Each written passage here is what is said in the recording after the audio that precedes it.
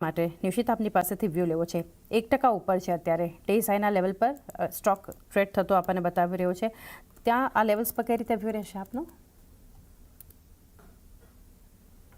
अपन જોશો તો એક સ્ટ્રોંગ રેલી આપણને જોવા મળી છે અરાઉન્ડ આ કાઉન્ટર 200 ડેઝ મૂવિંગ એવરેજથી કન્ટિન્યુઅસલી સ્ટ્રોંગ સાઇડમાં ટ્રેડ કરી રહ્યો છે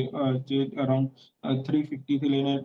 ના લેવલ્સ હતા ત્યાંથી કન્ટિન્યુઅસલી એક મોમેન્ટમ આપણને આ કાઉન્ટર જોવા મળ્યું છે તો ડેફિનેટલી ઓલમોસ્ટ 20%ની એક રેલી આપણને આ કાઉન્ટરમાં લોઅર લેવલ્સથી જોવા મળી ગઈ છે અને એક જે મોમેન્ટમ કહેવાય એ મોમેન્ટમ પ્લે આઉટ થતા જોવા મળી ગયું છે તો ડેફિનેટલી અહીંયા પણ થોડું પ્રોફિટ બુક કરવાની સલાહ રહેશે ફ્રેશ એન્ટ્રી માટે જે લેવલ વોચ આઉટ કરવાનો રહેશે એ અરાઉન્ડ 370 નો છે જેવું આ કાઉન્ટર આપણને 370 થી 380 ના વચ્ચે જોવા મળે છે ત્યાં આગળ થોડું ફ્રેશ એન્ટ્રી લઈ શકાય છે હાલ ફિલહાલ અહીંયા પ્રોફિટ બુક કરવાની સલાહ રહેશે એનટીપીસીમાં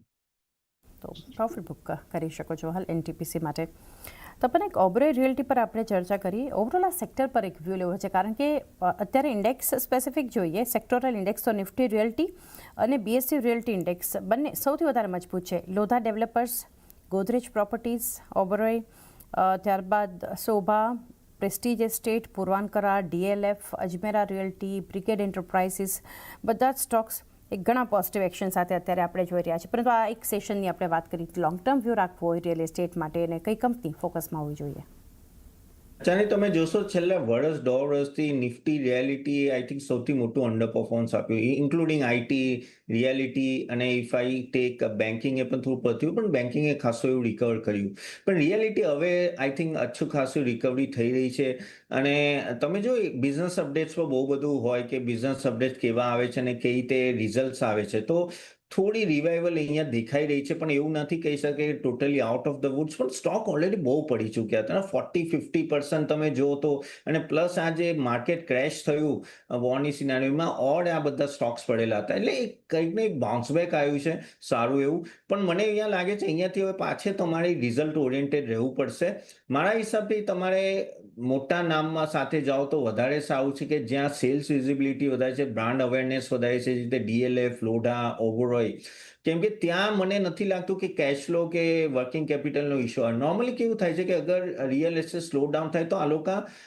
એમની પ્રોપર્ટીઝ હોલ્ડ કરીને રાખે છે વેચતા નથી તો એના લીધે વર્કિંગ કેપિટલના મોટા ઇશ્યુઝ આવે છે જ્યારે મોટી કંપનીમાં એટલા આપણે જોઈ નથી રહ્યા સો મારું આ લેવલે આઈ થિંક તમારે અગર કોઈએ જવું હોય તો લાર્જ કેપ નેમ્સથી જાઓ જે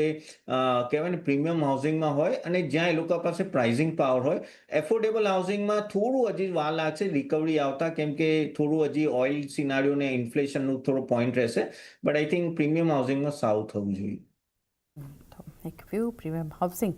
સેગમેન્ટ પર એક ફોકસ કરી શકો છો જ્યારે ઓવરઓલ એક રિયલ એસ્ટેટ પર આપણે ચર્ચા કરી એશિયન પેઇન્ટ્સ માટે ચાર્ટ પર એક વ્યૂ લઈ લઈએ નિશ્ચિત આપની પાસેથી 0.5% ઉપર એક ફોલોઅપ બાઇંગ છે ગઈકાલે પણ સ્ટોક મજબૂત હતો અત્યારે પણ જુઓ 2535 આસપાસના લેવલ સ્ટોક બતાવી રહ્યું છે અરાઉન્ડ ડેઝ હાઈના જ લેવલ છે ત્યાં કઈ રીતે વ્યૂ રહેશે એશિયન પેઇન્ટ્સની પણ વાત કરીએ તો આપણે લાઈક ચેનલ પર વ્યુઅર્સને ઘણી વખત આપણે 2200 ના લેવલના આસપાસ એક recommendation medium term to long term માટે શેર કરેલો છે તો ડેફિનેટલી આમાં હજી પણ પોઝિશન્સ હોલ્ડ રાખી શકાય છે but medium term to long ટર્મનો થોડો વ્યૂ રાખવો પડશે જે હિસાબે આ સ્ટોકમાં આપણને મોમેન્ટમ જોવા મળી રહ્યું છે લોઅર લેવલ્સમાં એક સારું એવું બોટમ ફોર્મેશન થઈ ગયું છે અને વોલ્યુમ એક્શન પણ એક સારું મોમેન્ટમ હજી પણ સજેસ્ટ કરી રહ્યું છે તો ડેફિનેટલી અગર 3 months to 6 months નો વ્યૂ છે તો આમાં પોઝિશન હોલ્ડ રાખી શકે છે અરાઉન્ડ 2700 થી 2800 ના લેવલ્સ આપણને એશિયન પેઇન્ટ્સમાં જોવા મળી શકે છે તો પોઝિશન્સ હોલ્ડ રાખવાની સલાહ રહેશે એશિયન પેઇન્ટ્સમાં 2700 થી 2800 ના લેવલ્સ બતાવી શકે છે હોલ્ડ કરો પોઝિશન એશિયન પેઇન્ટ્સ પર